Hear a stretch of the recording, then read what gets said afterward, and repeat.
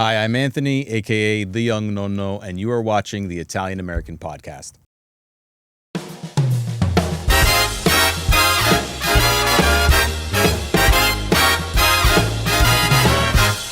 See that you're born an Italian if you want your life to be great.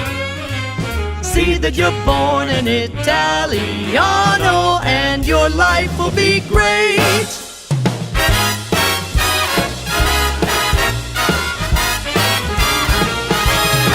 How about some Donatello? That's a nice.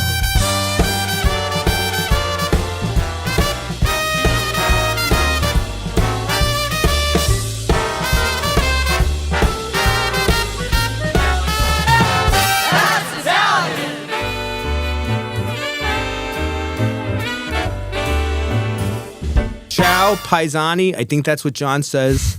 And welcome to another installment or episode. He says something like that to the Italian American Podcast. I'm lost because he didn't come in today. And me and Marcello have to roll alone because when John's not here, I'm like an unanchored ship. I need the anchor. So I'm going to make this up as I go along, but I did bring in my gazoo. So I'm supposed to have small talk with you now. Okay. But he usually prompts me with that. So let's make believe we had small talk. Okay. What do we say in small talk? The weather. Yeah, but who wants to care about that? I mean, he's good with that because I just follow the leader, right? I can't say the weather because who knows when we're going to air this. That's true. That's right? true. So then we got to make believe. We got burnt with that recently. We did Mariana Gatto's episode. We taped it in early December. Yeah. We tell people go out and buy the book for Christmas, and we released it in May. Aw. But that's us. I know. Well, you can't. But that's us. Things happen. But then they want us to make believe. Like John wanted me. Did you ever know the change the shirt story? No. John loves consultants. The consultant came in. He wanted me to change my shirt between episodes when we tape 2 episodes in a row. Okay. To make believe like it's another day. Yeah. Right. But But I don't want to take my shirt because then it might get wrinkly. You know what I'm trying to say? Then I gotta go in the bathroom. But maybe you're an and outfit change. repeater, and that's okay. But that, you know, well, it's I'm not gonna lie to sustainable. people, we did 2 in a row. They're not gonna figure that out. But then they're telling me no, you can't. I'm like, what's the sin? We did 2 in a row. But I'm not allowed to do that. But see, I can say that now. Yeah. But you're unfiltered So today. I'm unfiltered. I'm unhinged. Yeah. I'm unhinged. The Unanchored. chains are off me, unanchored. Do you did- think we hit the check-off box with Yeah. small No. talk? I think that was good. Check. You can introduce our guest now. Check. We have a celebrity here. I am so honored. We've had many great Canadian guests. This is another a bust. You know when you put the bust like in the museums and stuff like that? Love it. On a Canadian, not a Canadian level, on an Italian level, on an Italian American level, on an agricultural level. We're gonna give you many medals. We have here Anthony, the Young Nono. Thank you. Thank you very much. You're making me blush. It's already. the best. I am your biggest fan. Well, we have been talking for a while about me coming on this. Yes, and you have come. I'm so glad you're here visiting family. Yes. You're from Toronto. You have Yes. Toronto family who lives in New York. That's the great thing. There's a great Toronto-New York connection. Mm-hmm. And you've come down here, and we are allowed to have a little piece of your time to come and share with us because I think what you have done is absolutely spectacular. Thank you. Because I don't know how else to articulate it. Like, we all grew up with people who could grow things. Yeah. Right? And I remember like Vasnigol, right? Basil, that's not a word. Yeah, it is. And my grandmother taught me to break the flower. Don't let it flower. Yes. Yep. Because if it flowers, it goes bitter. Yeah. Right? And now I see people and I tell them, don't let it flower. Is that true? Does it go is. bitter? It does. So what happens with basil, I mean, when you harvest it, not only what you're saying, remove the flowers, and it actually prevents the oils from leaving the leaves and going into the flower production. But when you actually pick it, a lot of people just pick leaves, and you're not supposed to. You cut it. You cut it at the base. You find in between 2 leaves where there's like little branches starting to form. And when you cut there, you remove everything above, including before it flowers, then it'll start to bush and get Yeah. bigger and This bigger. is why Gets I'm your biggest bigger, fan. This is why. So tell us about yourself. How did you become the Young Nono? How did I become the Young Nono? So, so the Young Nono, kind of a funny story. My wife inspired it. When we moved into our first home and when we got married, she saw how I was, and I'd be out in the garden, putzing around. Before we moved into the house, we were doing renos. Before we even finished the renos and got in the house, I had already built the garden in the back. I was like, while they're working inside, I'm going to work outside and make sure I don't lose a summer. Go. And she saw me. She's like, "You're 30 going on 80. She said, "You're like a nonno."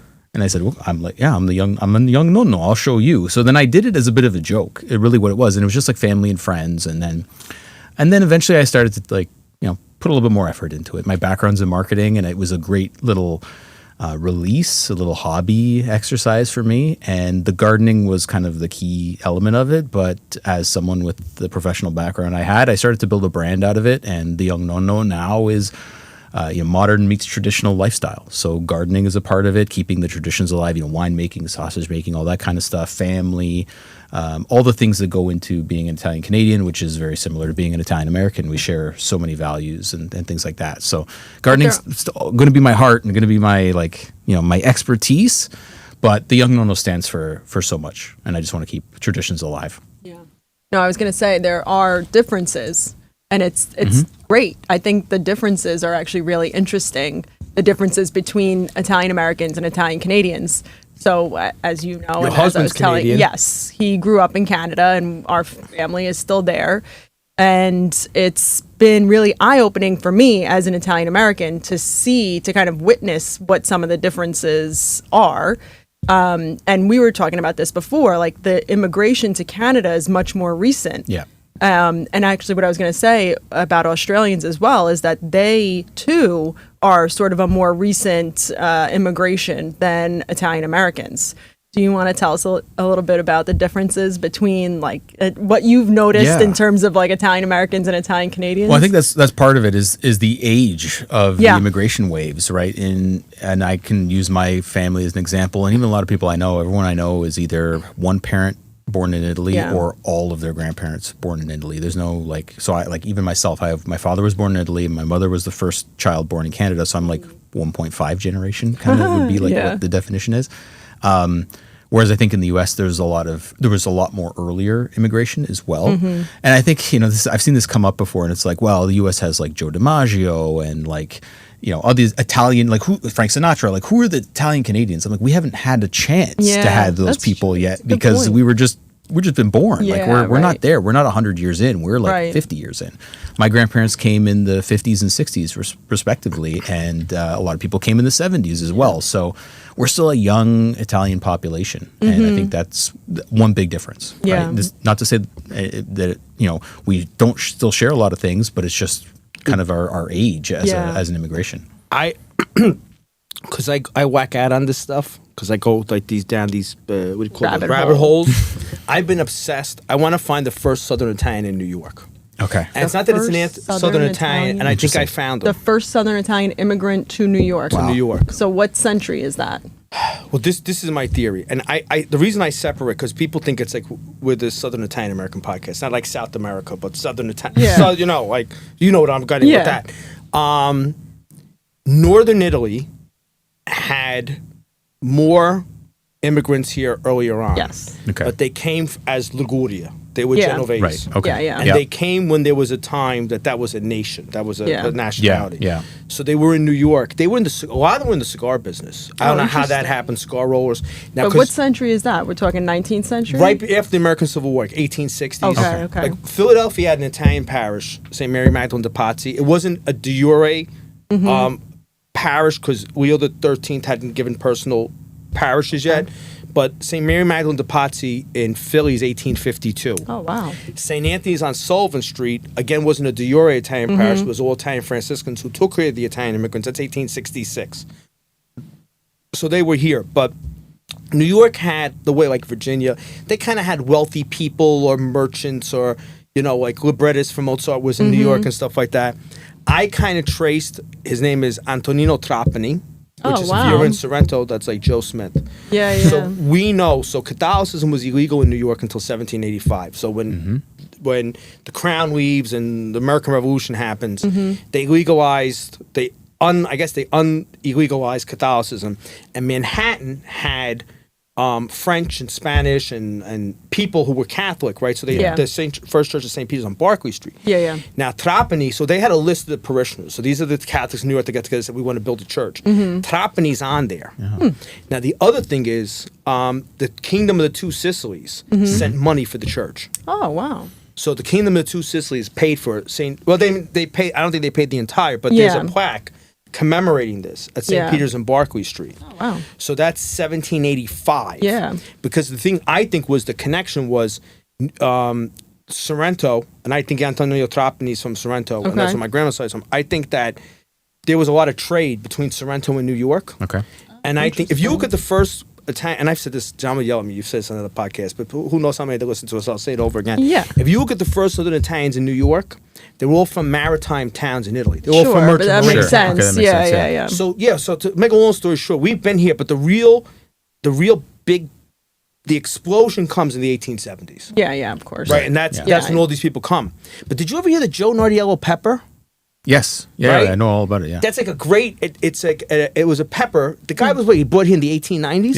Yeah, something like that. Yeah, I brought it just before 1900s. Yeah. Right before Oh, 1900. wow. So, and Mary Manita, we had for the Italian Garden projects, we had her on very on. She goes and finds all these. Somebody put in their pocket, Oh my gosh! Wow. that came over and planted. Do you find?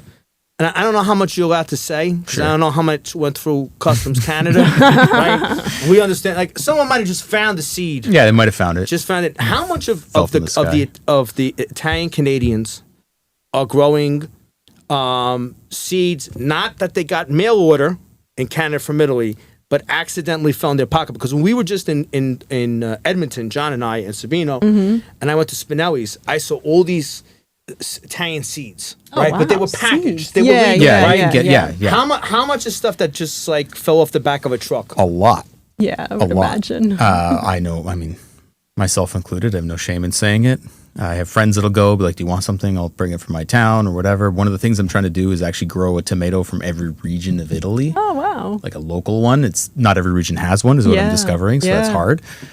But there's even things that I grow in my garden that came from my nonni that brought wow. them back when, and now you grow them generation, Yeah, right. generation. But even now, people are bringing them. Like on my mom's side, they're from Molise. My nonno brought peach pits Oh wow. and grew the peaches. how good are those Yeah, peaches? so they're amazing. They Yeah. were in Windsor, right across from Detroit, and he had 2 or 3 of those in his backyard, and he brought those over. My nonno on my dad's side, calabrese, hot peppers, pepperoncini. So I still have peppers that I grow now, generations later. That's from such a stuff beautiful thought if you think about it. Like a person passes away, but if you have something like that, it's a beautiful thing to think of something that can be regrown and that can go from generation to generation and sort of be transmitted and kept alive in that way. I was gonna say I have seeds that I don't even know the names, Oh wow. and you just call them Yeah. like who they're from, who gave Oh, them to wow. you, right? And that's the legacy. Yeah. You have no idea. The people ask me, what variety of tomato is that? I don't know. I call it my nonno's chili pepper. Yeah. That's all I know it as. Well, Italy has micro varieties. Oh, so many. I knew a guy in on the Amalfi Coast. Mm-hmm. He has a winery. He inherited from his family. I'm not making this up. They're like oak trees. Wow. The vines. I've never seen anything like it. He brings in his wine here in a limited sense. It was passed on the family, and the vines are so old, they don't know what they are. Like he's brought them to places to get Wow. checked out, and they're like, this is its own sui generis kind of vine. Wow. But that's the kind of stuff. But he just like, if someone had cut that down and someone said like 50 years ago, I'm going to cut them down and put in like a, especially 20 years ago, a Yeah. more well-known varietal. Right, sure. Right, you could have wiped that. You probably have varietals in Canada that may be on the endangered list in Italy. Yeah, And I say that imagine. seriously. Yeah. There's pockets of where I am. So in Niagara Falls region on the Canadian side, it's the same altitude and latitude as Tuscany. So Oh, it's like our wine growing region there. That And I there are knew. and a lot of Italians set up wineries in that Yeah. area, and there are certain varieties of grapes that came from that part of Italy that are now being grown there, and they can only be grown there. They won't work in Northern California. They won't work Yeah. in wherever else the wine growing regions in North America are. So that happens. And I mean, to your point about varietals, I mean, I get into the debate about tomatoes so often. Everyone's like, well, Italians were known for tomatoes, right? It's everything sauce and this, but then people are like, well, tomatoes aren't even Italian. They're from South America, right? So it's like you're appropriating something that's not from you. And it's like, but they don't realize that, yeah, sure, tomatoes are native to Central America, South America. But when they were brought over in the 1700s, native tomatoes are like tiny berries. Are they really? Yeah, native tomatoes are like teeny little cranberries. Wow. That's what they would find in the jungles of Central America. So what happened is it took hundreds of years of seed selection and cross-pollination and cultivation to save a seed. You know, this one got bigger than normal, so I'm going to save that seed. And they do it again and again and again, hundreds and hundreds of years to develop tomatoes that then become what we call Italian tomatoes. That's Right? incredible. So I did not know Marzano that. and all these varieties And some of only these things exist in Italy because of that. Wow. Do you ever remember? I mean, like, I'm old, I don't know how old you are, but I know I'm older than you. San Marzano came out of nowhere. Yeah, well, Everybody was eating plum tomatoes and Roma tomatoes. That's what they were jarring. Yeah. And that's something against San Marzano. Wherever you are, you know, but the Sarnese, no matter who they are. But then one day it came out and that just became the tomato. It's like if you Yeah. don't use that, then you're kind of like, it's a lower grade of tomato. But it's Yeah. like these things come out and it becomes like Pinot Grigio. One day somebody made a decision. They must have had a meeting, right? When what's that sweet wine that they drink in the Midwest? They absolutely love. Is it the Malvasia? Midwest? Yes. Oh, I don't Oh, know. Moscato, right? You go to the Midwest, it's Moscato. Moscato. Yeah, area. yeah. So I think that they had a conversation one day and said, okay, well, Moscato's too sweet. Now we're going to find a new white. And now we're going to anoint Yeah. Pinot Grigio. But then, I mean, even for the canning people, Yeah. Yeah. like those other tomatoes kind of became, Absolutely. Like You know, it's a passe. process of marketing too. Yes. And this is something that like relates a little bit to my work in the sense that I looked at the historic process of marketing. And actually I was having a really interesting conversation with a colleague of mine who's in London and has done similar research. And she was telling me that in the 30s, they used to do something called the Italian Grocery Week here in New York, where all the imported goods would be displayed in the windows. And whoever had like the most beautiful window display would win this Italian Grocery Week. Did you know about that? no idea. Yeah, and it was like right here in this area. All the delis, everybody would have like their provolone and the They were good at salami that. and all that The old, kind of the stuff. old, the old time stores Yeah. were great at those windows displays. Yes, and that was like a big deal, you know, to kind of have that all out on display. And if you Google it, apparently there are even images. They can't be verified, but there are images most likely from these Italian Grocery Weeks in the Library of Congress. So, I mean, it was obviously something that was well known that they were doing, and it was recorded and needs to be kind of, you know, revisited because there is this history like you're trying to bring out. Of course, we know Italians and food and all of that, but there's also, I think, a little bit more to the story. You bring a great point. Why am I fanboy today? You had raised beds one time. You do these raised beds. Yes. They are so Italian because they are so neat. Your raised beds, really, if you go on, you got to check out, even if you have no interest in gardening, you got to check out these raised beds. You got these raised beds. I said, only in Italian. I was like, does this guy do this for a living? I said, because you're neat. You know what I'm trying to say? Like some people are a mess, right, in the garden. Sure. How is that your like? Is that part of your thing? Like you have very neat, well organized gardens. I mean, they're well put together. Well, I would say that that's the modern side of the modern meets traditional, because my nonni had like edge to edge, fence to fence, every square inch of soil was being used to grow something. And you'd walk between it and kind of like squirt your way through, and the beans are here and the pomodori there, and walk over this, and they would use every square inch. Sure. But, you know, I have a mixed use backyard. I have entertaining space. I have, you know, the barbecue, the patio, this, and yeah, I want something neater. I want something I'm not going to have to, you know, work and weed all the time. And so raised beds have that benefit. They're up off the ground.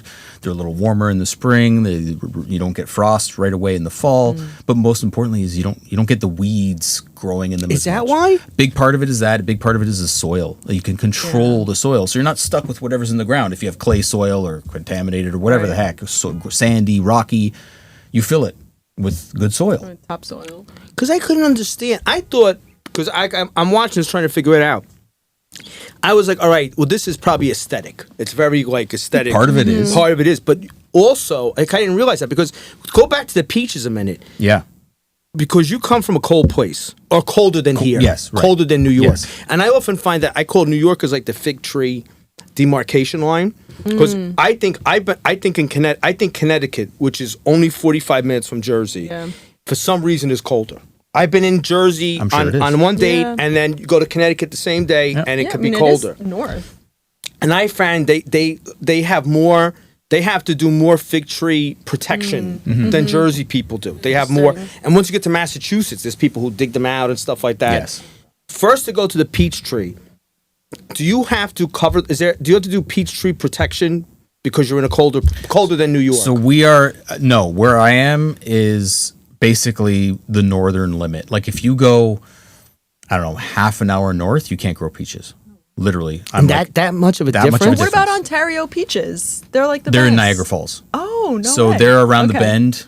Okay. You know, like an hour around the bend from where I am. Yeah. I'm where my garden is very close to the lake. Okay. I'm like a quarter mile from the lake shore. So even being that close to Lake Ontario is a huge microclimate. Yeah, yeah. It moderates temperature. There'll be parts of the city that are getting snow and I'm getting rain.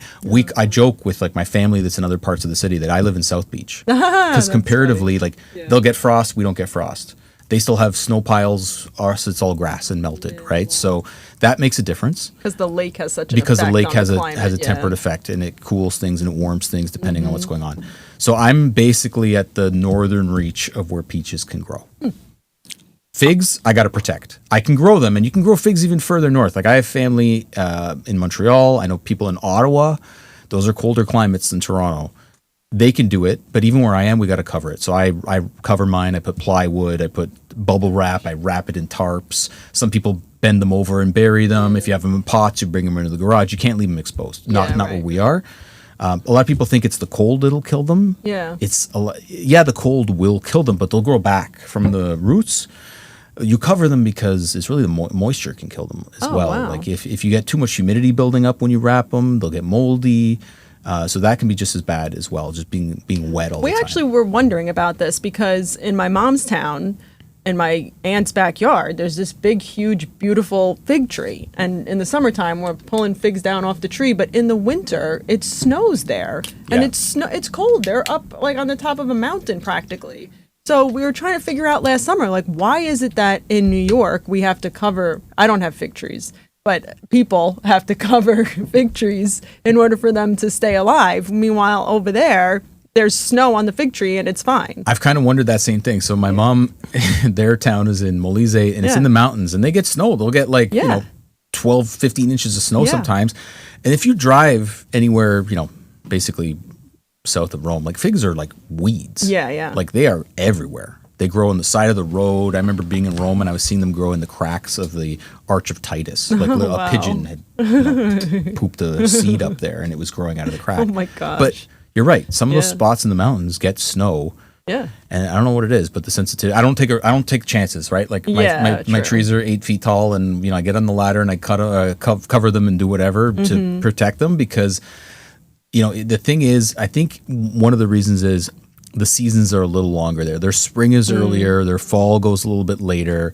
So if your fig does die and has to grow back, you still have enough time for it to produce fruit. Yeah. But here or in Toronto or summers, they start And the summers. tree is yeah. huge. Exactly, And and they get I big. wonder if that's part of it too. The roots are probably so deep Yeah. that nothing's going to kill this tree Exactly. at The this roots point. the roots won't die. They'll stay Yeah. insulated, but what has to regrow and then form fruit, and that takes so much time, and so Yeah. protecting it is the best way to get. What are the mistakes people make with covering fig trees? Because people come up with all kinds of there's contraptions. lots of different ways. Buckets, sheds. I Yeah. mean, Yeah. you could probably do a Buckets. book. You could do a coffee table book with pictures of all the pictures. of That's all the a great whacked out. idea. Yeah.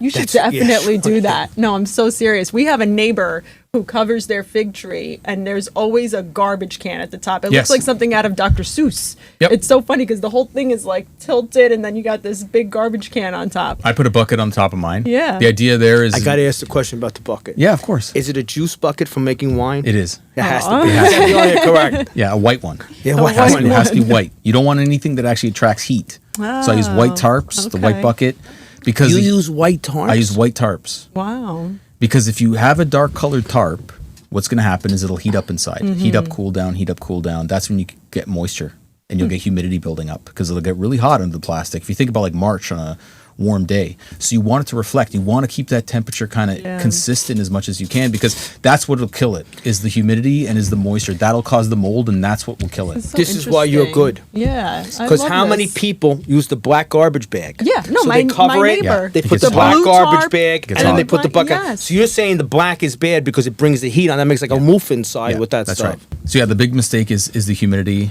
and if you let even a little bit of moisture in, like if that is not airtight and waterproof, and a bit of snow or rain gets in, and that gets wet, and then you have that humidity building up inside, that's what you'll get mold on the branches, and that will kill them faster than. Can you imagine, like you go through all this effort to cover your fig tree, and then It's the you worst. get to the It's the spring, you worst. unwrap it, and It the happened thing to is me dead. once. It's the worst. Oh, it's happened to me too. God. I had to move inside but you need like the Nonno, right? Because a guy I knew growing up, Joe Poiri. Joe Poiri was the fig. He was the fig tree king, Connoisseur. right? But he was like wax on, wax off, like Karate Kid. And he had a Mother's Day. He took off the stuff on the fig tree, no matter what the weather was. That was like Okay. his thing. You have to do by Mother's Day, and that's the stuff I learned. But I didn't. You get sloppy at times. But he Yeah. was right. He was right. He knew what he was doing. I go earlier. Oh wow! And you're colder up there. Yeah, I go because I don't want that humidity building up. You don't like once you hit April, you can get like some days where it's like, hey, you could be in a kind of theater tanning, and then other days it's snowing, and you don't want that back and forth. So as soon as the kind of nighttime temps are above freezing, take it off. Yeah. Take it off, let it breathe, let it open up. Don't risk any buildup. And even in the fall, I wait as long as I possibly can to cover it. Just before that, like really cold snap. Sometimes that's in end of November around Thanksgiving for you guys. Sometimes it's in Christmas, like deep in December. You go that far? Sometimes. That's a, Well, that's a what- lot. if That's we have a you're mild, a brave man. if you have That's a, a. I end up, I suffer you more know than what anything. you're doing, but I'm saying like my fingers we're are cold those paranoid. days. The guys I know in Jersey, they used to cover around Halloween, Halloween, okay. which is. But Ben probably, I think those Halloweens will. I remember as a kid wearing like a heavy coat on It was Halloween. different. Yeah, It was different different. Halloween. Oh, yeah. And also something that a lot of people forget is that Toronto is really far south as far as like Canada goes. Like there's sure. many parts of the U.S. that are yeah. even further north than Toronto. I never knew Ontario's that part of Ontario is famous for peaches. I had no Yeah, idea. like the fruit capital So of Canada good. is the southern tip of Ontario. So there's a ton of fruit that comes out of there: peaches, the grapes for the wine, cherries, apricots, apples, all that kind of stuff. A lot of it. And to your point, the population, 80% of the population lives within 100 miles of the border. Yeah. Right, all along the border there. So, Yeah. and I would say, look, I'll say this, and I've had this conversation with a lot of people. I think there's a closer association between Toronto, Montreal, and like New York, Boston. Like we're more similar as an area than you guys are to like Texas. Yeah, Yeah, probably. Other parts of the U.S. I would right? agree Like, with that. So, But one thing, and Absolutely. I was sort of getting at this earlier when I was asking about the differences. I find that Canadians tend to be like a little bit more European, maybe you could say, than Americans are. I don't know what it is. I guess maybe there's a more recent immigration, like we were saying, but I don't know. There's a British, cultural, the is British, it the they're British British. influence? I You think got the lady. I don't want to say. Well, I'm Irish. I could call her the old lady on the money. On the money, yeah, yeah. right. But you most got Canadians don't that. care about that Yeah, because we're right, not we're right. not from British colonies. Like Yeah. we don't want a lot of people don't want them associated. We Yeah. hate that the Canadian government gives them $50 million a year or whatever it is, just to be part of the monarchy, whatever, and it goes Yeah, to yeah. their funds. For us, it's like you ask someone where they're from, like what are you? If you ask the question, Yeah. what are you? They're going to tell you their cultural background. Yeah. And we associate more with those things. So I would say that Canadians aren't as patriotic as Americans. interesting. You will not see as many, like here, American flags on your front porch. Yeah. You don't see Canadian flags hanging on people's front porch. You don't 'Cause see that. your identity's super complicated. Our identity is complicated as a country, but because the immigration waves are younger, we Yeah. still associate more with where our cultural heritage, our grandparents or our parents are from. Yeah. We're proud to be Canadian, but we don't wear it on our sleeves the Yeah. same way. Because you didn't get nationality to 1947. Yeah, it was, Yeah. They didn't get. Yeah. They World didn't. War- Yeah, after yeah. World No, War I II, know, that's yeah. right. Yeah, World War II kind of like put Canada on the map. Yeah. Before that, the Canadian flag wasn't the Canadian flag. It Yeah. was a red with a red Union ensign. Jack with a. But I like that flag. But you couldn't tell what the heck it is. It was like there's something. It's like the Empire. Like I like all John and me like that pomp and circumstance. Yeah, like right. you, not you, but as a country, you, Australia, New Zealand. Yeah. See, I think of like I think Canada. I want to do a whole Canada series Yeah. because I have a theory. I've said this to a lot of Canadians.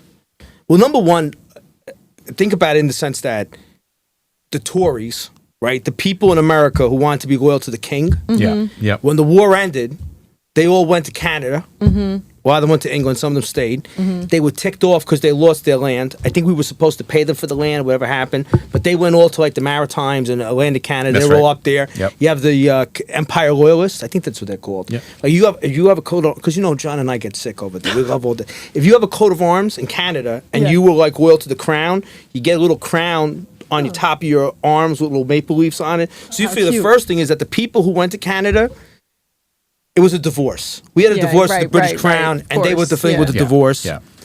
And then I think then you have a complicated. You got Newfoundland, which Yeah. is like Ireland, right? They're very Yep. Irish, They're all- and they didn't Mhm. want to be part of Canada in That's right. 1947. That's You right. had the British didn't want them anymore, and all this kind of stuff like that. But the funny thing is, as an Italian Canadian, and I say this for a lot of immigrant Canadians, I can't relate to any of this because my grandparents came after all this. Yeah. Yeah. They came in the 50s and 60s. Yeah. So, like, my grandfather, my nonno, fought in World War II for Italy. Yeah, My wow. bisnonno, his father, fought in World War I for Italy. Yeah, yeah. So, like, we don't have, like, that's Yeah, our there's legacy. no- right. Like, which is weird because you have, like, Italian American war heroes, like Yeah. Joe Basilone, Manzolone. yeah. Like, famous. It's like Canada didn't have like Italian Canadian Yeah. war heroes. We just had our grandparents who Yeah. fought over there. But you had early. I said this. We were talking before this started.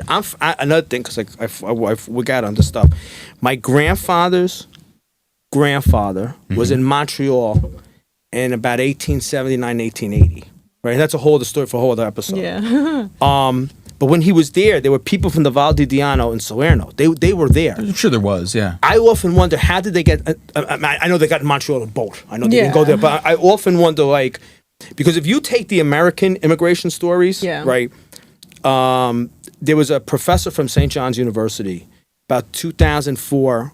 He was a sociologist and he had all this expert information on the first Italians who came to New York. And I met him at a conference. It was June.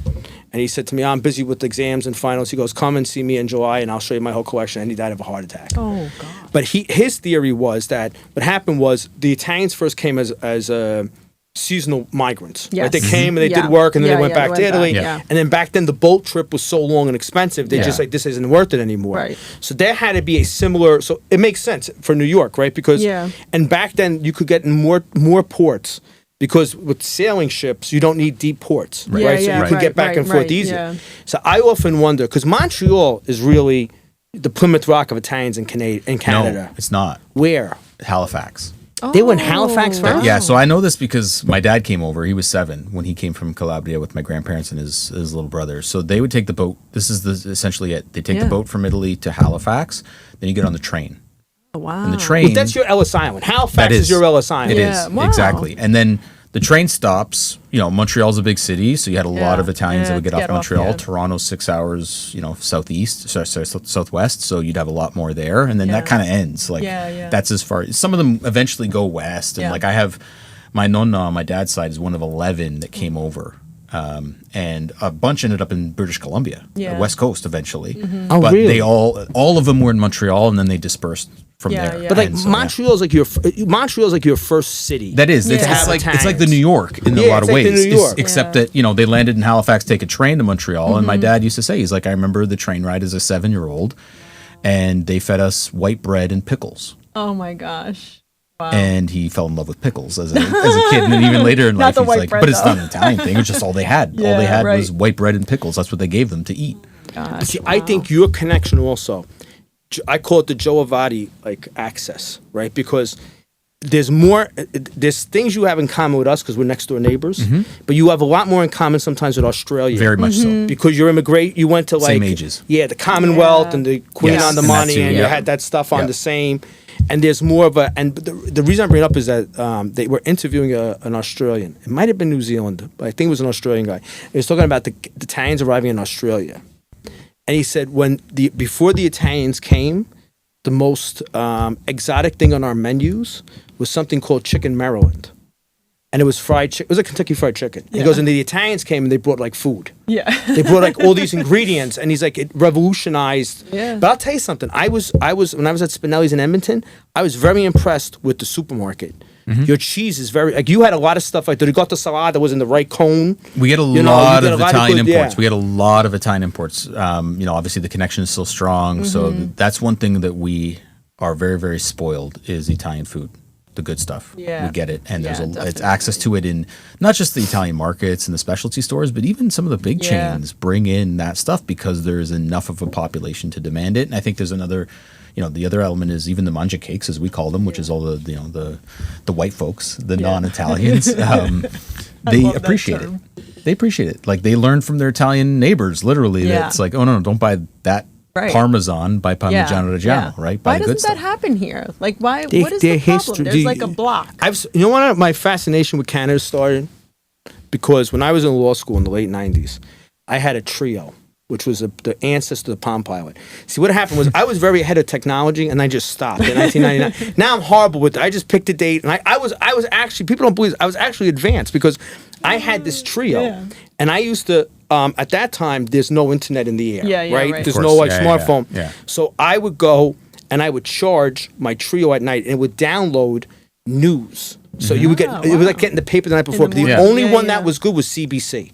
Oh wow. No. That was the Interesting. only one that was any decent. So I would get CBC, local news, national news, and I read more about British Columbia nurses' strike. So I'd be in law school bored, and I'd be reading all. I would hysterical. constantly because there was nothing else to read. Yeah, So right. I got a lot of Canada info, right? Yeah. That would come in, and you could see the difference. I think a big difference is. I think it goes back to the Britishness because yeah. also if you take before the 1950s immigration, well, that's why we don't have a lot of British people who immigrated to America. They went to either Australia or they went to Canada, Yeah, Makes sense. like the Scottish and stuff true. like that. So I think that's why I think there's a lot of cultural. It's like the foundation. And remember, this is a big. The United States is a Yeah. big. And the United States is like India. We could be 10 different countries culturally. Yeah, totally. The whole different. And I think it's also. If you take our personalities as a difference, and I'm not talking about us, but the people that Yeah. we came to, Yeah. we had a divorce in 1770, maybe Yeah. 1783, and Yeah. a certain group of people went to Canada, Yeah. and I think that they set the tone. And I'm going to say something else that would be controversial, but I don't care. I'll say it anyway. I think the anti-Americanness that you can find in Canada sometimes goes back to the divorce. But I Yeah. think that's why their immigration there Yeah. and the immigration to Australia It's so interesting. was different how the immigration worked It's here. important to kind of think about these things because it's all related. You really can't talk about one without the You other. want to know a Canadian shock I had?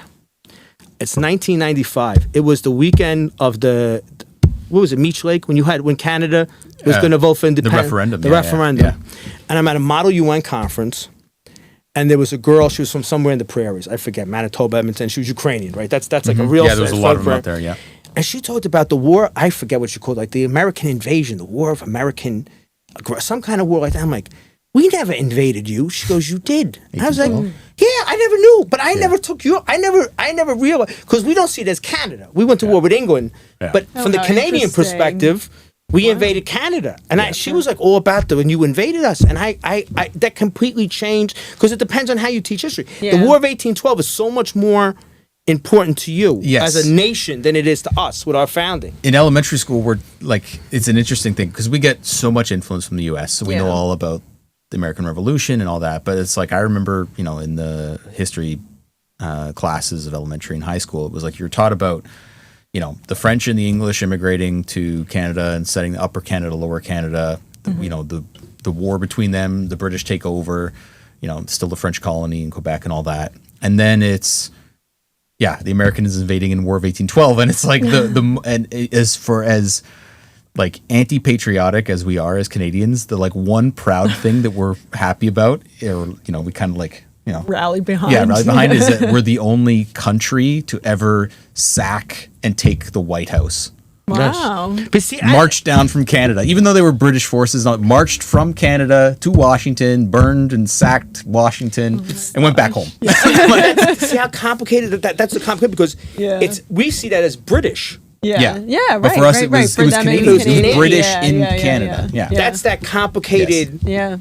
We could do. See, you know why I'm having fun? Because John would usually rein me in. I know we've gotten We could have a 3-hour podcast. far field from food. We can but have a 3-hour podcast. We could go on and on. We could talk about yeah, all We could kinds be of here stuff all like this. night. Well, you know Yeah. what else impressed me in Canada? I was there. Had to be. I'm trying to think. I went with my grandmother. what year was it? My aunt had to be 84, 85. Okay. And I was there again in 2001 with my mother. They had, on like your regular TV station, they had Canadian news, local news in Italian. Yes. I was Oh, shocked wow. by that. That's such a foreign concept. Yeah, we have a channel called TLN. And Tele Latino, essentially, like Yeah. is what it stands for. And yeah, they'll do a lot in Italian. They'll do a little bit of Portuguese, sometimes a little bit of Spanish, and there's Italian newspapers, like Canadian local Yeah. newspapers in Italian. But yeah, they do that.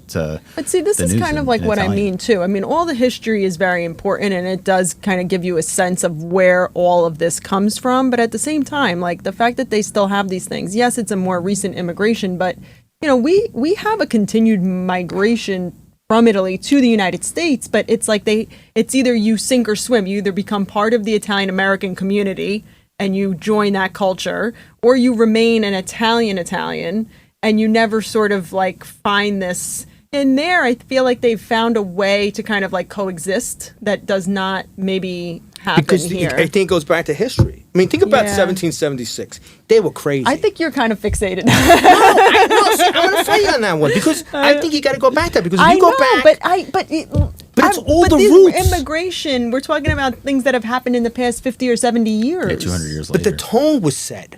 Yeah, you think that? But think about this. Number one, they had to be whacked out. If you take about the founders of the United States, Yeah.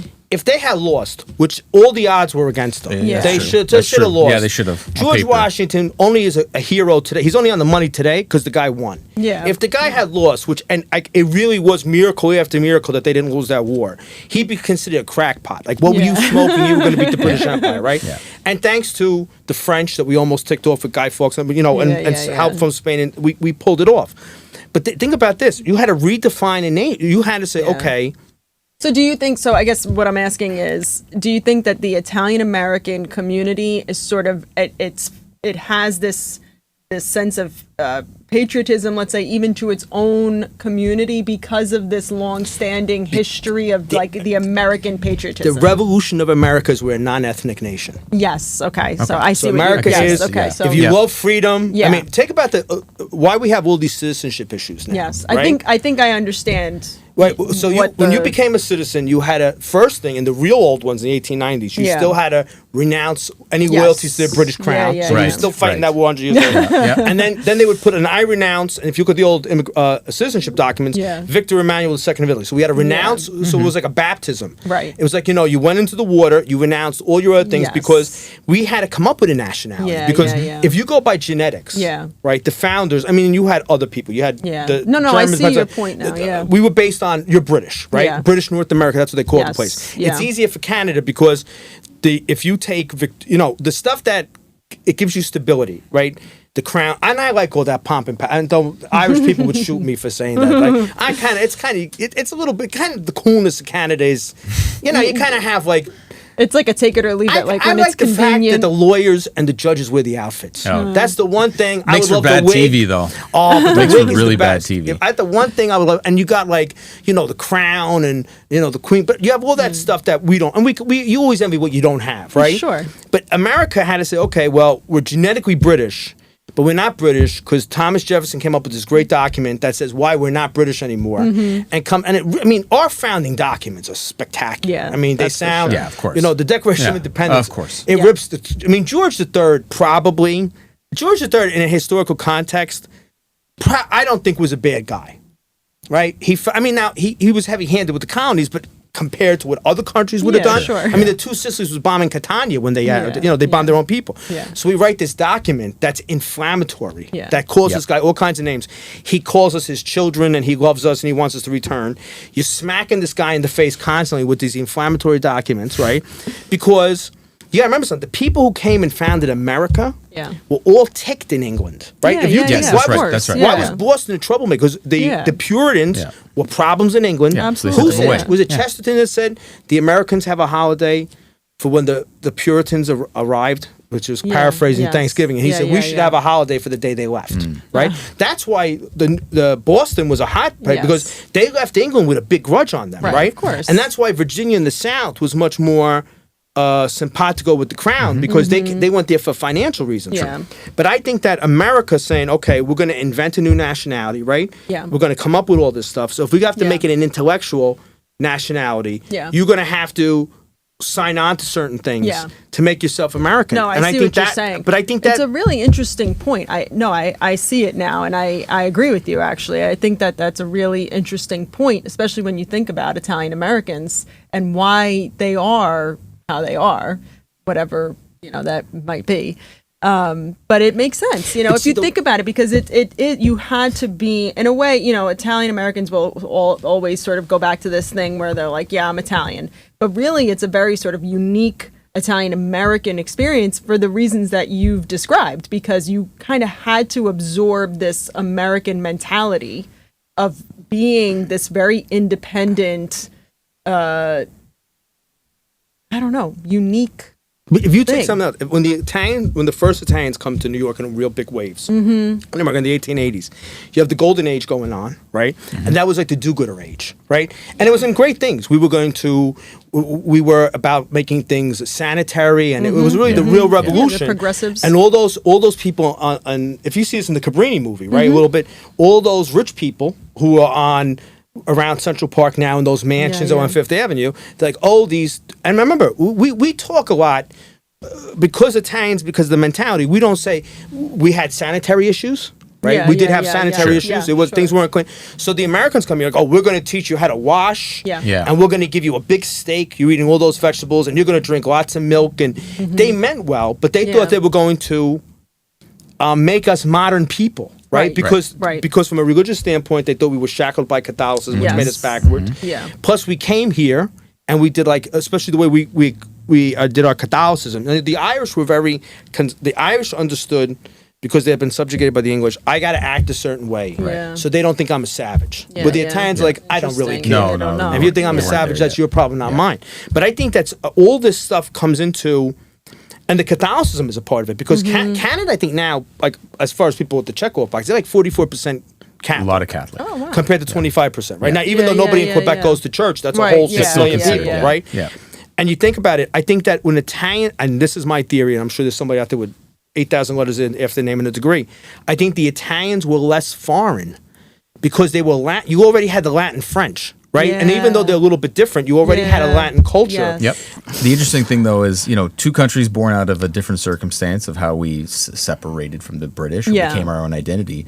And you talked about how renouncing the crown and all that. That kind of happened even to my family. Like when my father came over with my grandparents, and this would have been 61.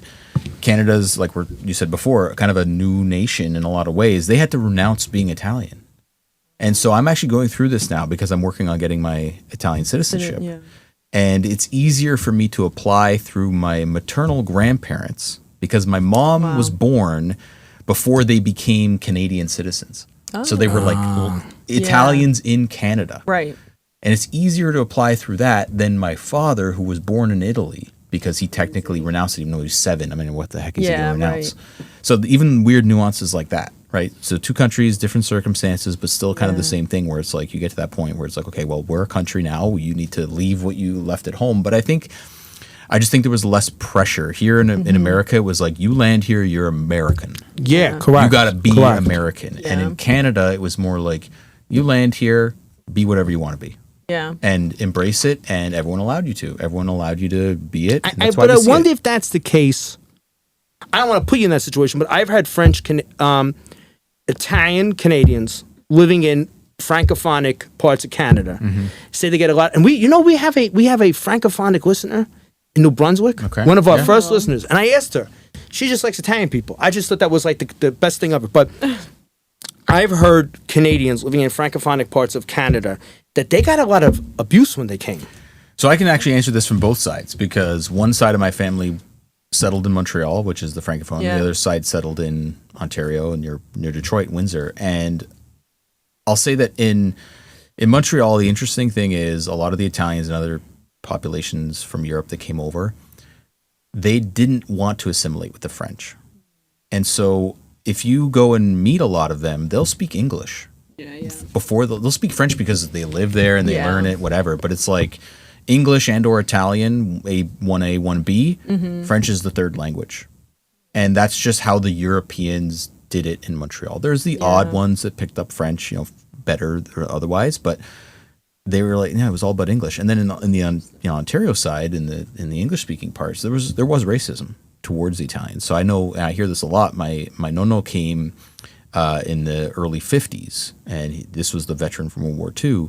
He had 5 daughters, and when they were born, and as they grew up, he was like, speak English as much as you possibly can. Like, be as English as you can be, because it's better for you than getting the abuse that I'm getting. And, he went through it with, where he worked and, things, the jobs you weren't allowed to have and that kind of thing, and Italians, we do anything to get by. And, both sides of my family did that. But he very much pushed be English, because he experienced racism even then. So I think what's wonderful, sorry to cut you off.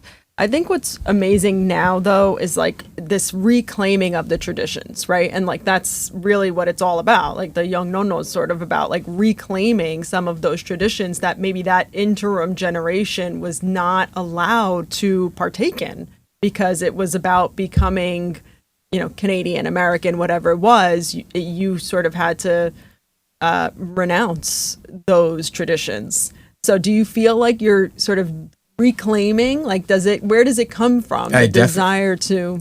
Yeah, I definitely do. And it's funny, I hear this from a lot of my followers and fans. They're like, you get like stubborn Italian parents that don't want to teach you. It's like, I'm going to do it myself. You can't do it right. So it's like they grew up with a garden or the making passata in September or whatever, the traditions. And now, these are people that are older than me, like my mom's age or whatever. And they're like, well, now my father and mother are gone and I didn't learn it because they didn't want to. I didn't appreciate it growing up because it was just there. There was always, tomatoes on the table and it is what it is. Or it was like, they didn't want to teach me. That was their thing. And it was like, no, you can never do anything right.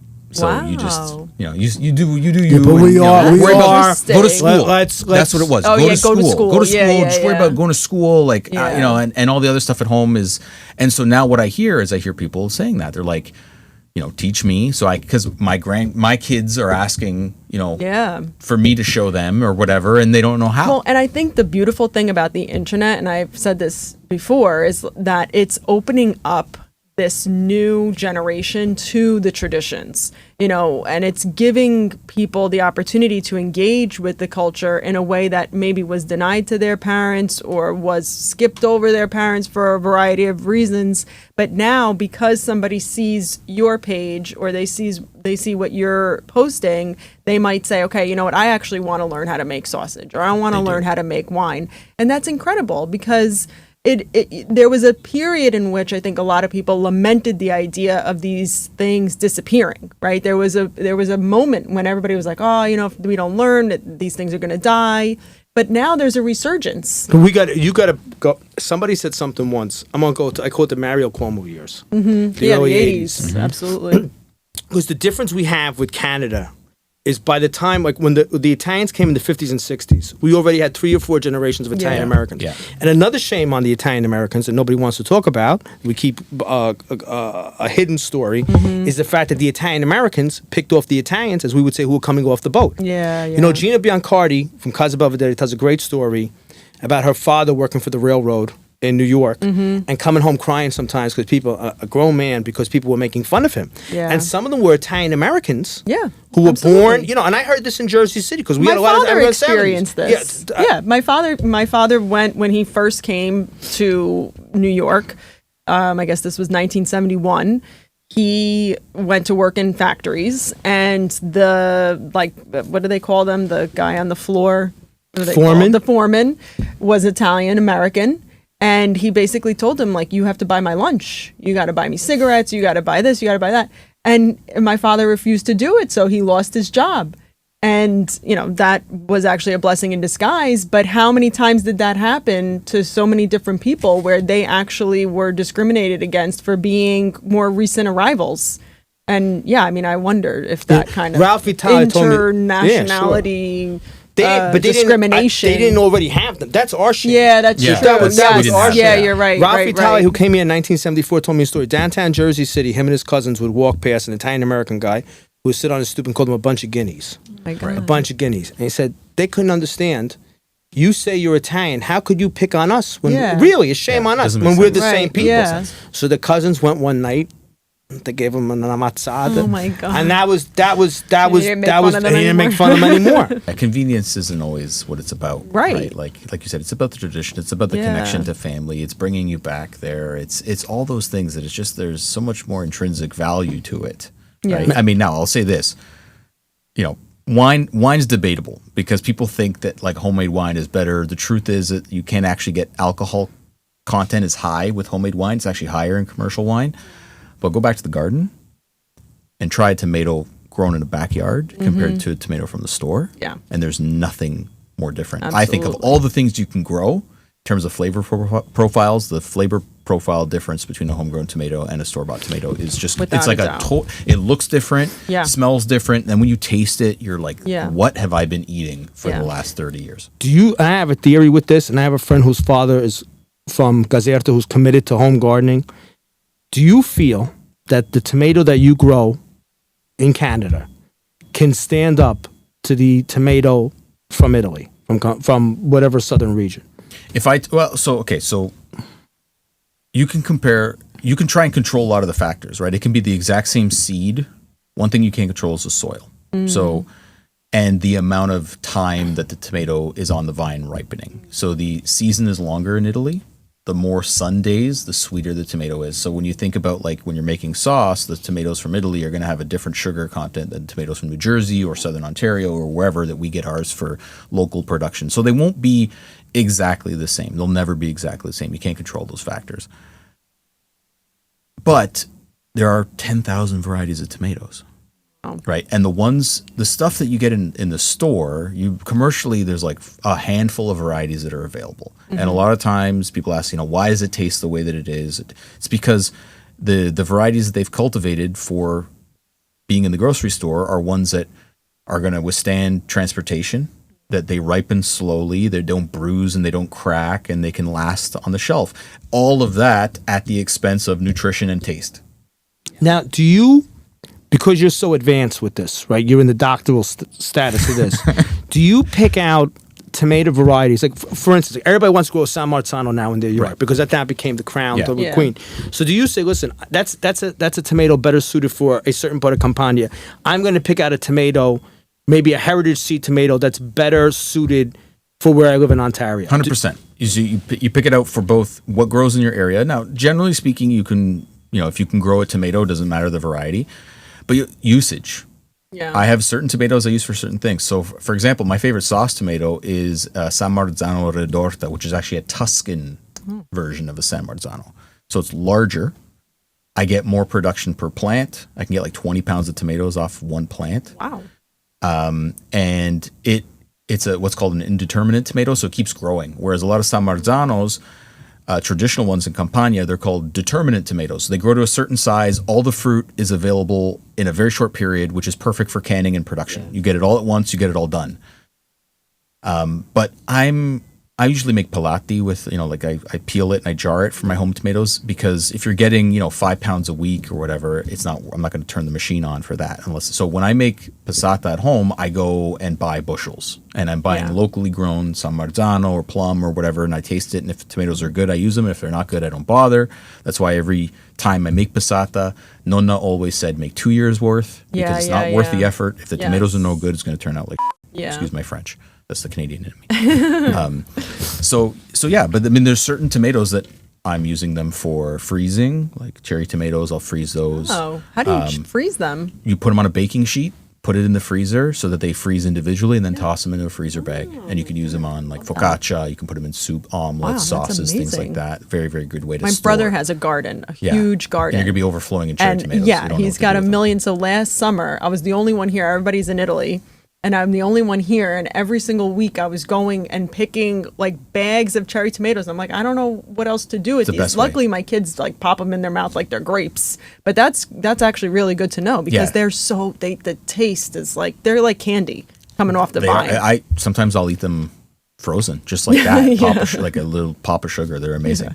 So I'll have my cherry tomatoes are for one usage. I'll have, slicing tomatoes for salads and, sandwiches and things like that. And then I have my sauce tomatoes. And a lot of people ask me like, what's your favorite tomato or which tomato should I grow? And it's like, well, what do you want to use it for? Because it's just pickles, cucumbers, pickling cucumbers taste like crap. If you eat them in a salad, if you want a salad, you grow an English cucumber or market more a different variety. So they all have different uses. Does it stand up flavor wise? Yeah, but of course, every variety of tomato is going to taste different for different amount of moisture in it, different nutrient values, all that kind of stuff. So it really just depends. I grow a variety. I have some staples that I grow every year. I have about 35 tomato plants. Across my entire garden, I have approximately 75 varieties of everything across all the How different... big is your yard? Yeah, really. I think if I add it all up, it's about 450 to 500 square feet spread across multiple beds, the fig area, some pots. How do you pick out? So how do you, because I'm sure there's people, because the United States, because the majority of our listeners, is such a diverse climate, right? Different areas. Where do you research to say, this is the tomato that fits, or something like this is the cucumber that's best for my yard? How do you figure that out? So, there's generally speaking, like the type of plant will be fine no matter what. Like if it's available at the garden center or, the Home Depot, wherever, they're bringing it in because you can grow it in your area more often than not.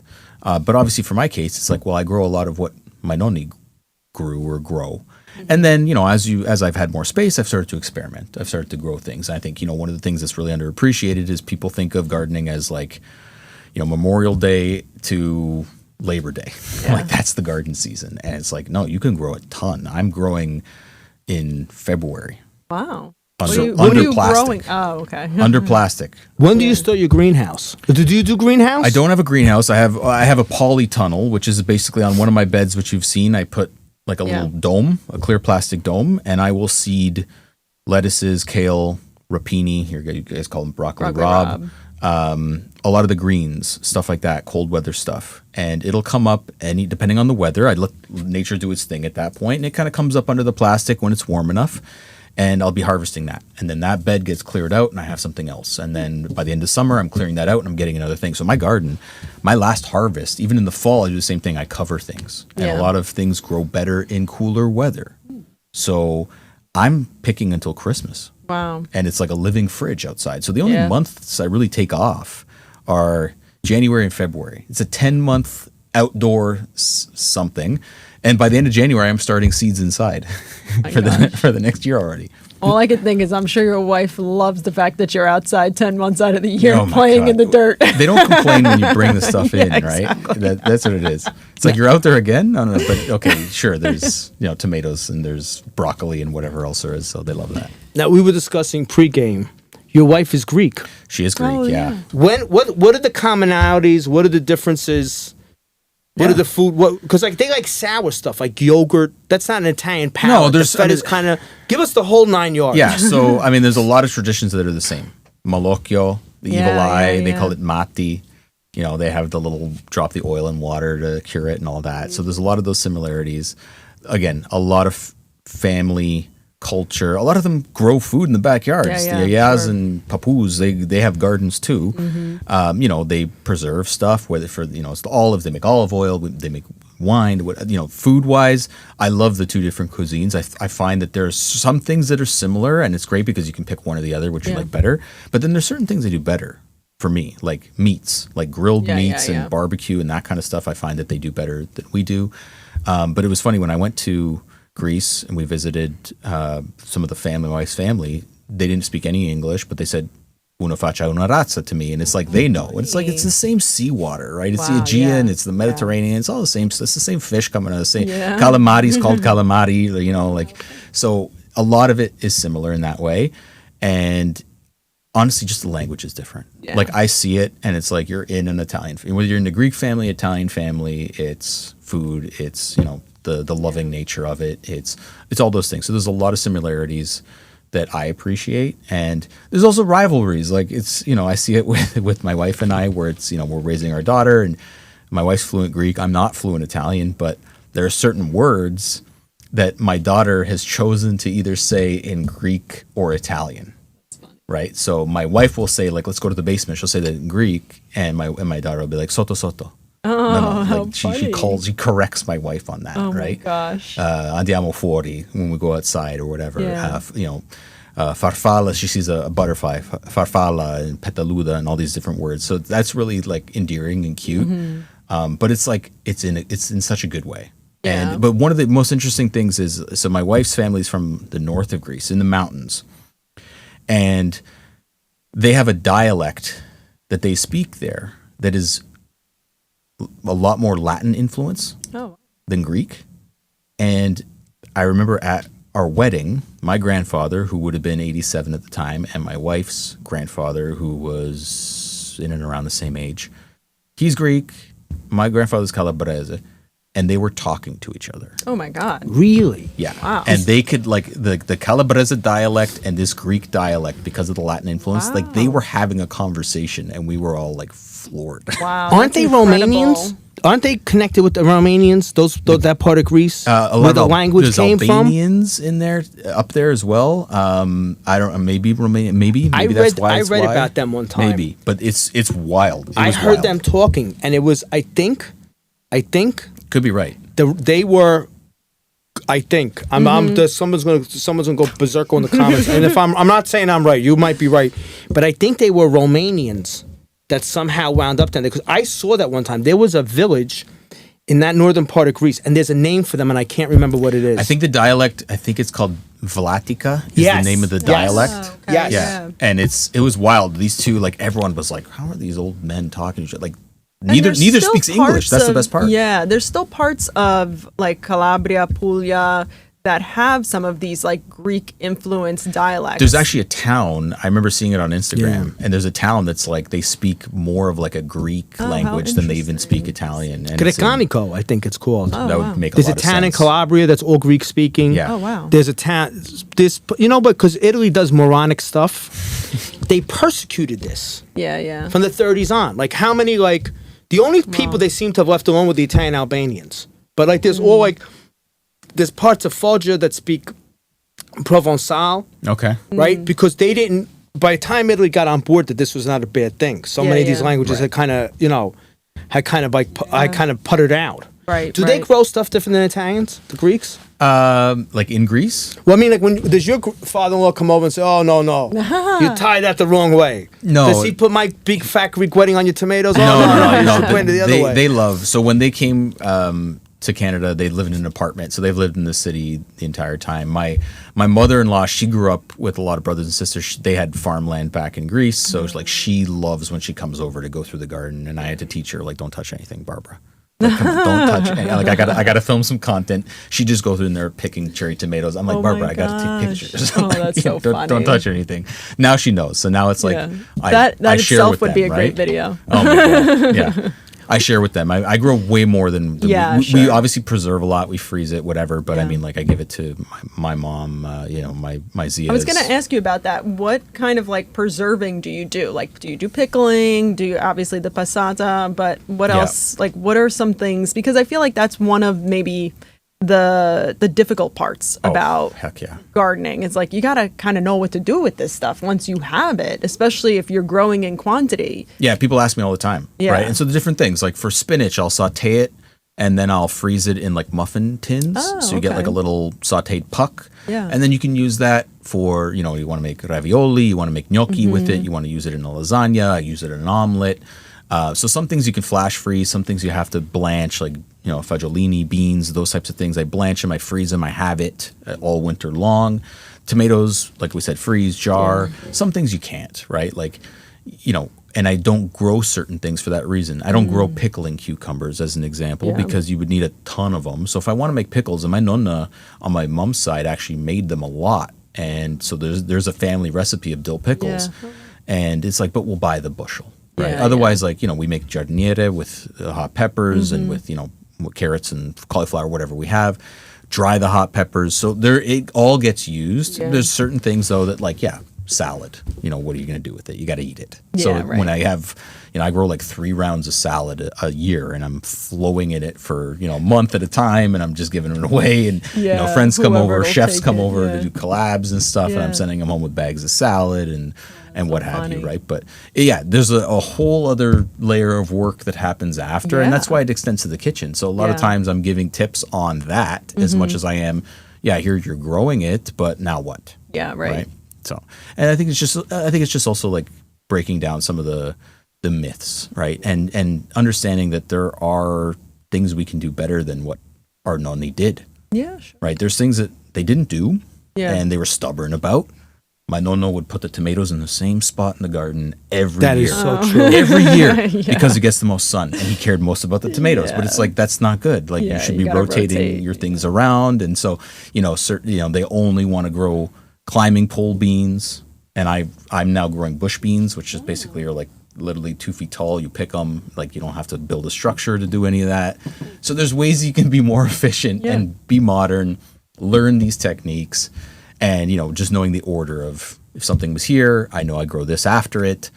That spot can be used twice a year rather than just like it's basta finita, move on.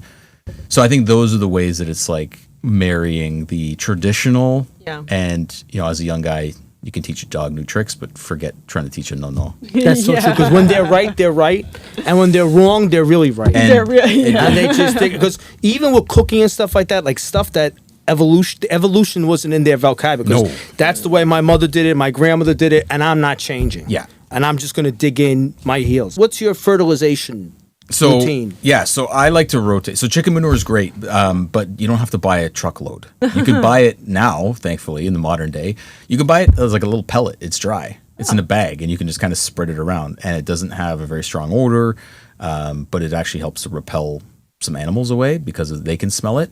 So I use that a lot to refresh beds. But what I usually do is I rotate a different type of manure every year. So one year it'll be sheep, one year it'll be cow, one year it'll be mushroom compost, which is horse manure after they've grown mushrooms in it.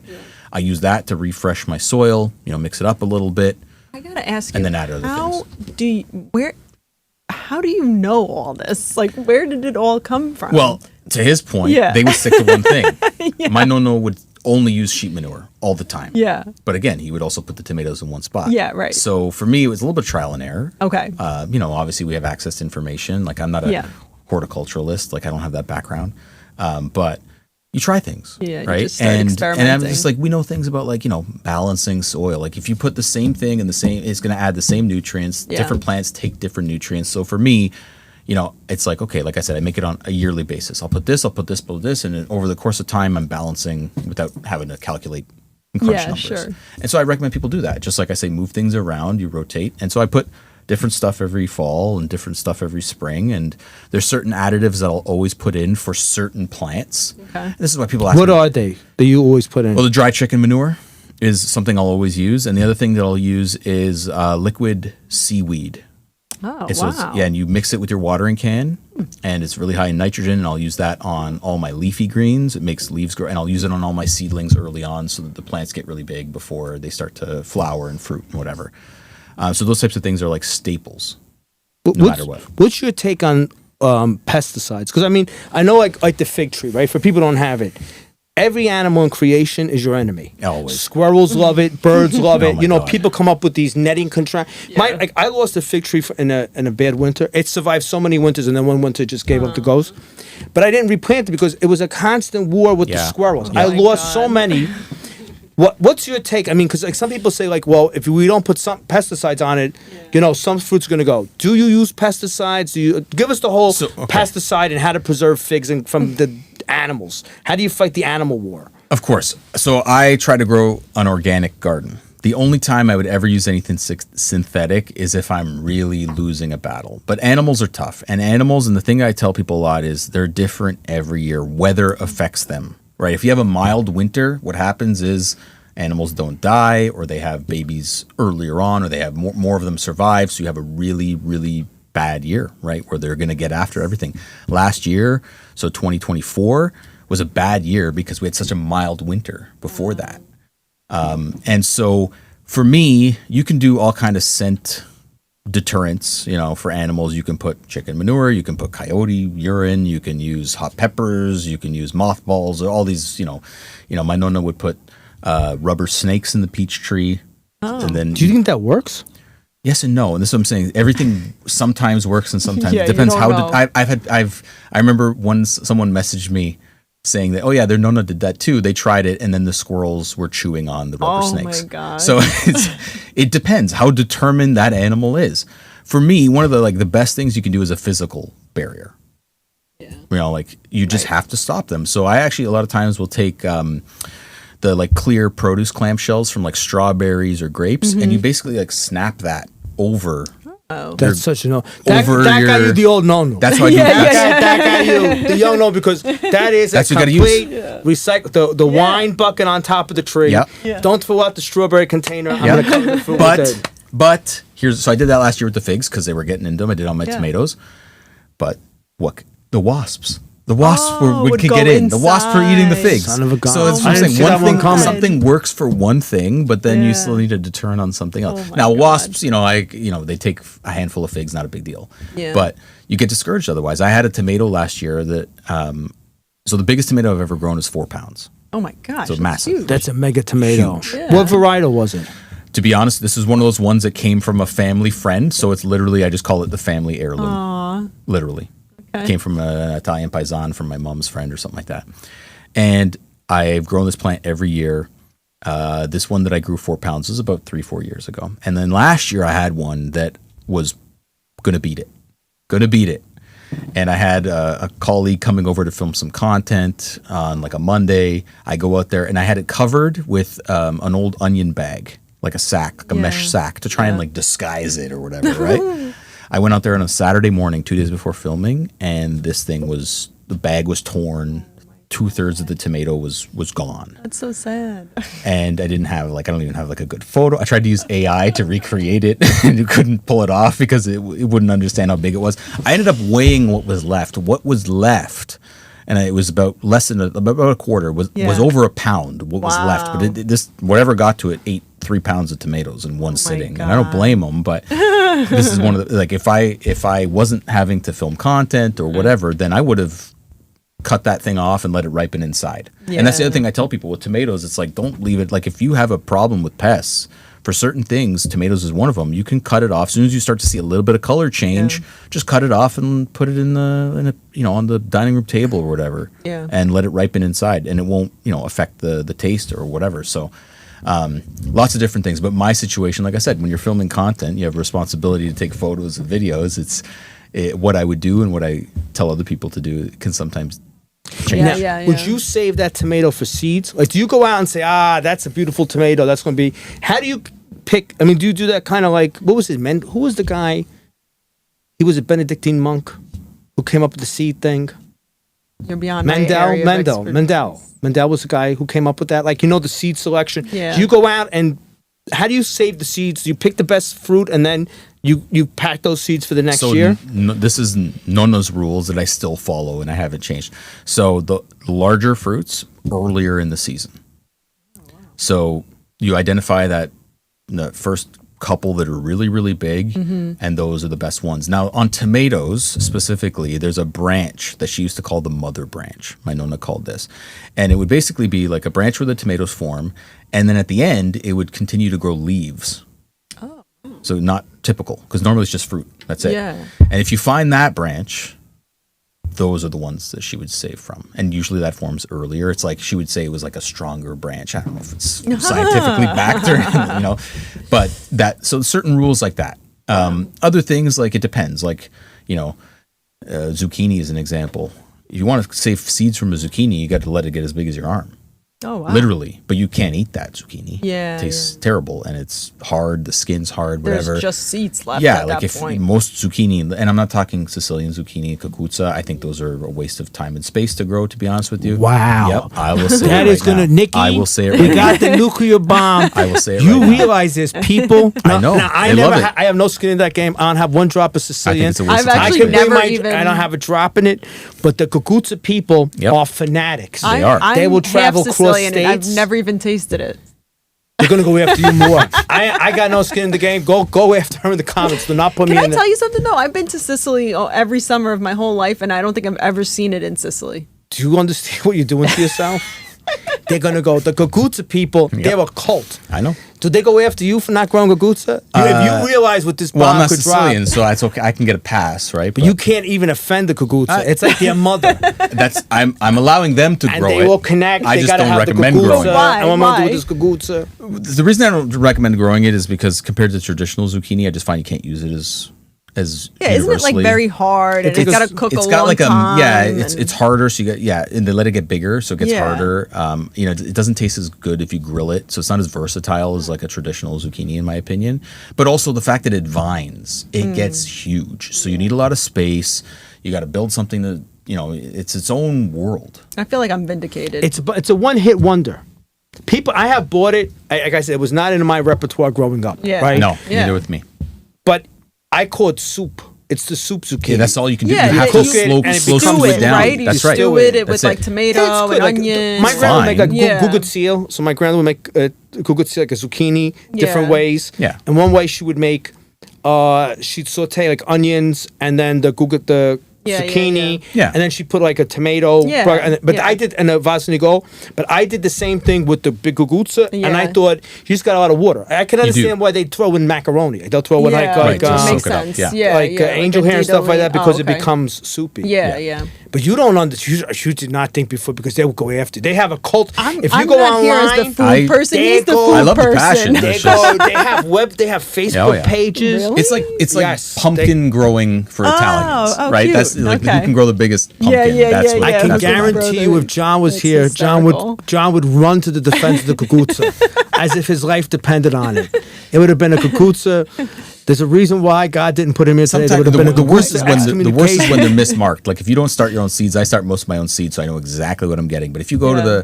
the store and you buy a zucchini and you're expecting a traditional zucchini, and then it's a kukutsa and it Oh takes my over your gosh. yard, Oh, no, yeah, and you're that'd like, oh be my god. frustrating. But they're huge. They're like 4 feet tall. I mean, for Yeah, people no, that don't I've seen it. Oh, they're I've seen it. even longer. They're longer, and then people have contests, which, Yeah. which Yeah, That's it. yeah. Okay. So for me, I don't grow that. And again, I just think, what am I going to do with? There's a lot of Yeah. it, but back to traditional zucchini, you have to let it get big Yeah. to get the seeds out. The Once you do it seeds. once, you can have seeds for life. Yeah. But then there's things like people joke about like, oh well, I grew a bigger zucchini than you. What they don't realize is with zucchini, you're actually killing the plant. Yeah. The plant thinks that its life is done. It's like I've produced seeds. I've had my kids. So now I can ride off in the sunset. So if you What about a lot of- taking the flowers off? Like So we always that's take the thing. So But hold on one second. I want to learn this. Yeah. This is so you're saying that if you let the kugutsu go, the zucchini grow too big that it seeds. Yes. Then this says, okay, I'm done. I'm done. So you got to pick them smaller to keep production Exactly. going. It encourages the plant. So same thing Wow. with a cucumber. If you let the cucumber get yellow, that's fine for seeds. But you can trick the plant to keep producing Yeah. by. Isn't that called bolting when it gets like past a certain point and the seeds start coming out? Yeah, that the spiegata in plant- Italian yeah. would be like a lot of times we use that more for like lettuces and leafy Yeah. greens where it starts to and it becomes bitter and there's Yeah, you yeah. don't want to eat Yeah. it anymore. But that's bolting. Yeah, Yeah. bolting is when it literally Okay. bolts to the sky kind of thing. Yeah, that where that that's term comes like certain things you have to. Those are the nuances, right? Yeah. Like when to harvest and But what tell to me about the eat. flowers. The The flowers, zucchini zucchini flowers. flowers. Yeah. That's a whole so- other. If you asked us from the podcast, the two vegetables. Well, the fig tree is kind of like a family thing. You Yeah. know, they went back to the apartment where Grandpa used to live, and the fig tree's still growing, and they pull out the fig tree, but Yep. they plant it. But the two things people are most interested in are gugutsa and the zucchini flowers, because people are fascinated Yeah. that there's varietals of zucchini that are just to fry the flowers. Yeah, so and that goes back to kind of the tomato thing where it's like they've cultivated this. They kept the seeds from that plant that just was kind of weird and it had more flowers than fruit because what happens is the flowers there's a male flower and a female Yeah, flower, yeah. right? The female has a little fruit on the bottom. So if you take all the flowers off, you generally speaking you don't take it off the female. Yeah. And you have to leave enough male flowers that the bees can come and pollinate and give you yeah. fruit. So you got to find that balance, right? So if you only have like 2 zucchini plant, and I mean, we take a zucchini plant, a traditional one, you're still talking about a 4-foot span, right? So Yeah. you need some space for even one plant. And if you take off too many flowers, you won't get fruit. You'll enjoy the flowers, but I mean, what are you going to pick? How many flowers a day? A couple. So if you really want flowers, you either have to have multiple zucchini plants. I'm talking like 6 plants or more. and or buy the seeds, which you can get. And there's a lot of Italian companies that package, at least in Toronto. You can go to the Italian markets and get them, and they'll be marked specifically. That will be that variety that just produces more male flowers than female flowers, and you get an abundance. In of Italy, flowers. you can buy the zucchini with the flower still on the end. You could do that Yeah. here, but I mean, yeah. you're essentially sacrificing the fruit. So it all depends Yeah, on what yeah. you want. How do you make your zucchini flowers? So my nonna would usually batter them, right? So it's either like a San Pellegrino or whatever, sparkling water, flour, or beer, or whatever. Season it up, flour them, batter them, and fry them. You can stuff them with mozzarella and mortadella in there, anchovies, whatever I'm you getting want. hungry. You can even, but you know what? Like, sometimes I sell some of my produce to there's like a restaurant that buys them. And you can like put them on pizza. They put them on yeah. top of In pizza. Italy They make all the pasta with time. it. Yeah, like you can totally. use them in lots of different ways. You can Yeah. even freshen a salad if you want. Yeah, so yeah. when you only have 10 or Yeah. 15, yeah, sure, fry them. That's the number one way, in my Yeah. opinion, because you get that window of time in the year. Yeah, it's like such a treat. Yeah, so seasonal, so Yeah. fresh. To pick those in the morning. I clean love them so much. Oh, yeah, they're so good. You know what the problem with them is? If you buy them at a farmer's market, they're on borrowed time. You They gotta are. you gotta Yeah. move. You gotta cook 'em. You gotta You cook gotta- them the yes, same you day. Yeah, yeah. Because if they're in that bag overnight, No, Forget it. forget about it. How do It's- you? Yeah, they're done. Pick them in the morning, prep them for lunch. Like that's Yeah, how yeah. Nonno would do it, right? Go out in the Yeah. morning when they're open, and then you can, when they're nice and open, you can stuff them if you want. Otherwise, Yeah. you batter them, and because I mean they're delicate too. Yeah, like, so delicate. you got to be careful. But yeah, Who was the person that created the Young Nono? Who did you learn from? Was it a grandparent? Yeah, Who it was- was the teacher? it was my grandparents on both sides. They were both really into gardening, and as a little kid, I was just like always out there in the dirt digging and playing, and I just had an appreciation for it. And funny enough, even though they lived in different cities, I would be the one wanting to grow at my parents' house. My parents didn't want to garden, but they allowed me to have it. Yeah. And I remember like being, I don't know, 8, 9 years old and like planting garlic. Wow. Right, like and like getting the seeds. I got the seeds from my nonna. I planted them. The next year, like technically they're biannual, so it's like I remember picking them out one year and there was just like one clove because they didn't know at the time. Yeah, you have yeah. to leave the clove Yeah. in and let it go another year to get the full head. I'd plant my tomatoes. I remember there was a big peach tree in that first house that we were in Toronto, and I remember this as well. It was a massive peach tree, and one year it didn't fruit, and it barely produced any leaves. And I remember my mom and dad were like, "Oh, we got to cut it down. It's dead." Right. And I was like, I begged them, don't cut it, don't cut it, don't cut it. And then the next year it came back. And sometimes fruit trees do this where they don't flower, or, something kills the flowers of frost or whatever. And I kid you not, grapefruit or softball size peaches, like the best amazing peaches you'd ever have in your life. And so I think just appreciating that this kind of stuff is like, it's every year's different. There's a patience to it. There's an art form to it. And I just like, whether I would go back to my nonni's house, first place I'd want to go is the garden. If you didn't have the Italian grandparent at home, he's your fata posta. Fata posta grandparent to show you how to do the traditional Italian garden. But modern. With all the correct. John's not here. What am I supposed to say now? I'm supposed to say something like, thanks for listening, thanks for sharing. What else am I supposed to say? Like, subscribe, comment. Nikki, what am I forgetting? Share. If you want to promote this content wherever you are in the world, you got to like and share and subscribe, because that's what makes us grow and bring these wonderful guests. You as our guest host today, you as our guest, that's how we bring them into your life, is by you supporting us. John says other stuff. He has to write it down for me because I forget. But you know what I do have? What the Lanza's got me. No, I love my kazoo. I know, it's important. And now I'm playing. It doesn't feel like we're done until Because you don't understand. When John brought me on this merry road, right? We started out the kazoo. I got it here in Dobakabuki. I take with me to New York. I'm going to assemble my kazoo. Because I don't have him here to yell at me. I'm like, free. I know, Dad's you not have here today. all the Yeah, freedom. yeah. when the cat's away. I walked through New York with my kazoo. I like that you have it dismantled.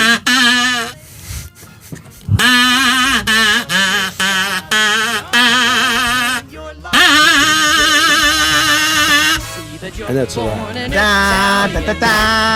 you want your life to be great, See that you're born an Italiano and your life will be great. See that you're born an Italiano.